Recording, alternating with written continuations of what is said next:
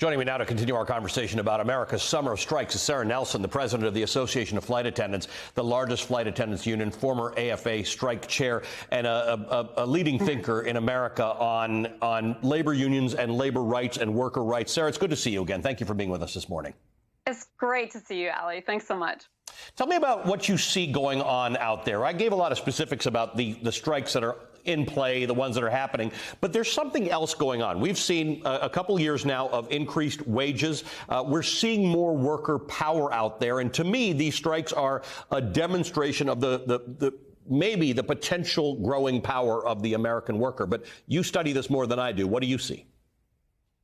Well, you talked about it in your opening. You said that in 1981, Ronald Reagan fired the air traffic controllers, and not only fired them, but sent some of them to jail and forbid them from working in the federal government ever again, until that part of it was fixed by Clinton 12 years later, when people had already lost their careers.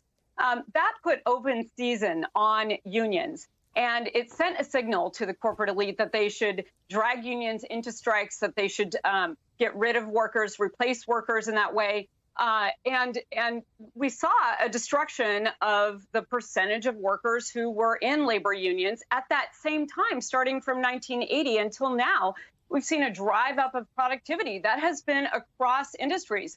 Oftentimes, we see these things sectioned out and talked about by industry. But what you're seeing here is you're seeing everyone from actors to electricians to delivery drivers to teachers all striking together, nurses. And they're striking for the same reasons. They're striking against two-tiered employment. They're striking against this part-time at UPS, same thing. Striking against the shift of healthcare costs to the workers, more and more of that shifted. And they're striking for that living wage. You know, ever since that time, and unions have been on decline, the corporate elite have decided that we are a line item that they can treat as a line item. And that is what workers across industries have experienced. We experienced it even worse during the pandemic, that we were not only a line item, they saw us as disposable.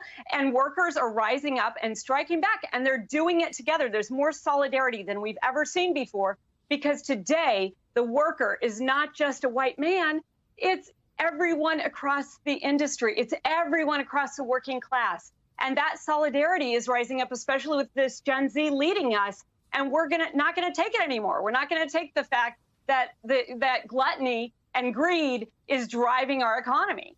And that gluttony and greed is on full display, right? The stock market's doing well. Corporate profitability is at record highs.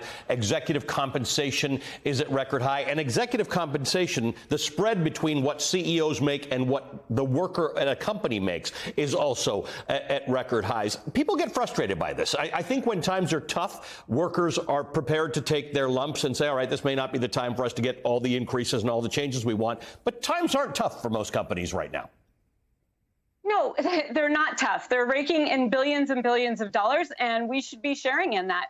And they have gotten to a place of believing, and I'm talking about the corporate elite once again, of believing that they can just starve us out. You know, I went to a labor management conference about a year ago at a very prestigious school in Boston, and there were executives from all across different industries who spoke up and said, the biggest problem right now in labor management relations is that unions are not doing a good enough job of selling tentative agreement.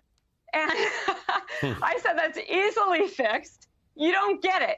Workers are done with being told that we have to give more and more of ourselves, that we have to give away our time, that we can't call in when we're sick, that we can't take the vacations that we need, that we can't control our own time. There's forced overtime everywhere.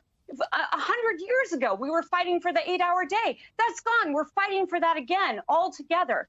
And, you know, the corporate elite the union busters use the 4 Ds: divide, delay, distract, and demoralize. They're saying the quiet part out loud right now. They're saying we're going to keep them on strike. We're going to starve them out. We're going to wait until the fall to negotiate when they are tired and hungry.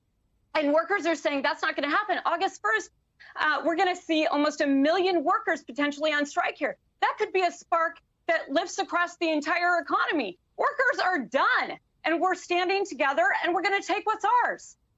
We are less than 2 weeks away from August 1st, where the summer of strike could become a lot hotter. Sarah, thank you for giving us some insight into this from the inside. Sarah Nelson is the president of the Association of Flight Attendants, CWA, part of the AFL-CIO. And we're fighting for good wages at Alaska and United Airlines too. And I got to shout out my people. They're going to the picket line and taking strike votes. Thanks, Alex. They'll be picketing. There's not a strike vote taken yet, but they're going to be picketing as of Monday, I believe, members of the AFA. So thank you for that, Sarah. Good to see you as always.